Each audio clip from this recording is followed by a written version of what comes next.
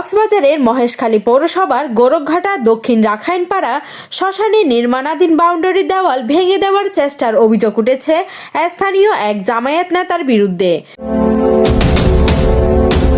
শ্মশান কমিটির নেতৃবৃন্দের অভিযোগ, স্থানীয় জামায়াত নেতা সৈয়দুল হক শিকদার জমিকে নিজের জায়গা দাবি করেন।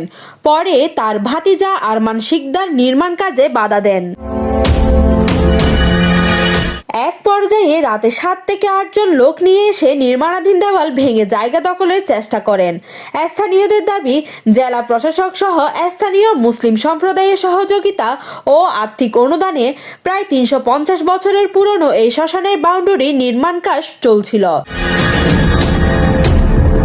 এটি দখলের উদ্দেশ্যে হামলা ও ভাঙচুর বলে মনে করেন তারা। তবে অভিযোগও স্বীকার করেছেন জামায়াত নেতা সৈয়দুল হক শিকদার। তিনি শ্মশানের জায়গাটি নিজের বলে দাবি জানান। এলাকার রাখাইন সম্প্রদায় তাদের নিয়ে বাড়াবাড়ি করতেছে, সেটা হচ্ছে এটা আমার পৈতৃক সম্পদ। এদিকে শুক্রবার ঘটনাস্থল পরিদর্শন করেছেন মহেশখালী কুতুবদিয়া সংসদ সদস্য আলমগীর রহমান মাহমুদুল্লাহ ফরিদ ও উপজেলার নির্বাহী অফিসার ইমরান মাহমুদ ডালিম। সমস্যা সমাধানে প্রয়োজনীয় ব্যবস্থা নেওয়ার কথা জানান উনিও।